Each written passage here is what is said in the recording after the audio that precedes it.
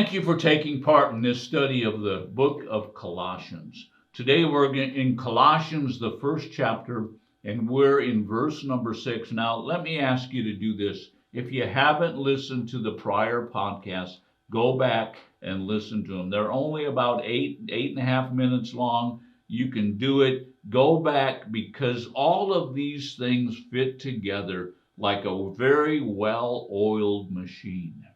Now, we talked in our last podcast yesterday, we talked about this word because, and we talked about how hope brings faith and love, and that hope comes from the gospel. Now, the next word that we're going to look at is this word which. And again, this is a key word. This is going to tell us something important. Now, what are we talking about? Now we're talking about the gospel. Verse number 6 says this, which has come to you. How many of you are glad that the gospel came to you? I am glad that many, many years ago, a man sat me in a room and he told me the gospel. He didn't tell me religion, because I had enough religion up to here. But he told me the gospel. He told me that Jesus loved me. He told me that God loved me and he sent his son Jesus. In those minutes that we were together, he presented the gospel to me. And you know what? I am so thankful for that man. He's gone on to be with Jesus. I believe he's in heaven. He's probably hanging out with some of the people that I've been able to lead to the Lord and minister to. But you know what? We need to understand that the gospel comes to us. And how does it come to us? It comes to us by someone speaking.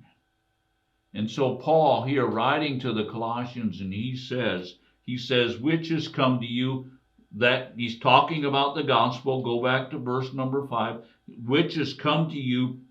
And then he goes on and he says, just as in all the world, also it is constantly bearing fruit and increasing. Now, what's Paul saying? Paul's saying this gospel is going to all the world. Now, let me ask you a question. Was this gospel in North America when Paul said this? No. Was this gospel in Europe when Paul said this?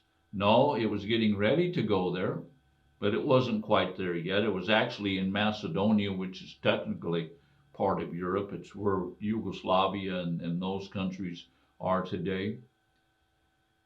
But what's Paul saying? Paul's saying this gospel is something that's going to go worldwide.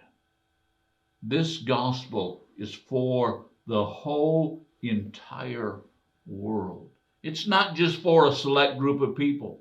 It's not just for Americans. You know, I've heard people say, well, that's the American religion. No, that's the gospel. The gospel is for the whole entire world. And that's what Paul is saying here. He says, just as in all the world.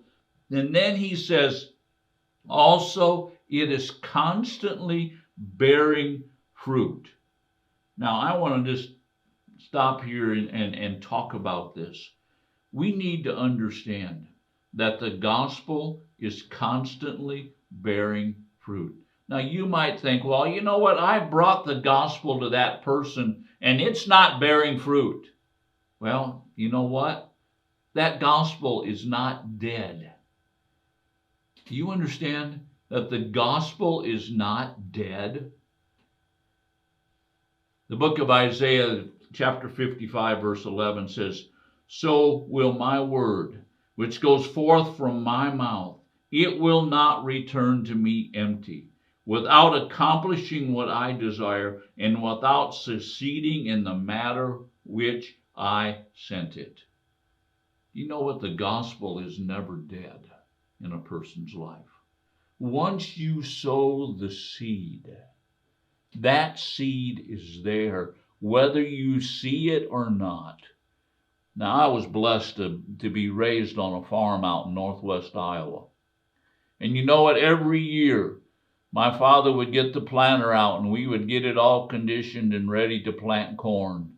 or beans or whatever it was. But you know what? We would plant acres and acres of corn. And you know what? We didn't go out there the next day and say, well, I guess that was a failure. I don't see anything coming up. No, a seed doesn't always sprout overnight. Doesn't mean that that seed is dead. And brothers and sisters, we need to realize that when we speak the gospel to any person in the world, that gospel is alive and it's going to remain alive. And it's going to produce fruit. Now let's go back to verse number 5 again. Constantly bearing fruit and increasing. That gospel that you sow into a person's life is constantly bearing fruit. And then Paul goes on and he says, even as it has been doing in you since the day you heard it. Do you know what's causing your growth spiritually? It's the gospel. It's that seed that was planted in you. Now, for me, that seed was planted way back in 1970. But that seed that was planted in me is still active and it's still producing fruit today. You see, we don't grow spiritually by gaining knowledge. Now, I believe that you should gain knowledge. My homiletics prof said, the more you know, the more God can use you. And you know what, that's true. But that's not how you grow spiritually. You grow spiritually by allowing the gospel to continue to grow in your life. By continually thinking about what Jesus did on the cross for you. By continuing to think about the resurrection and the newness of life, the return of Jesus. That's all part of the gospel. And then the very last part of verse number 6, and understood the grace in truth. You know what the gospel does?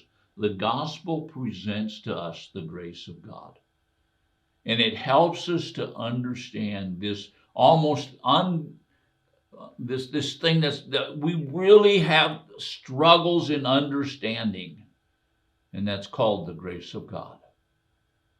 You see, when we take the gospel into us, and when we receive it into us, when a person hears the gospel, you know what happens? We begin to walk on a journey of understanding the grace of God, but the grace of God in truth. Wow.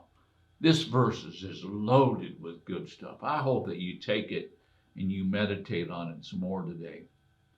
God bless you. We're going to see you again tomorrow.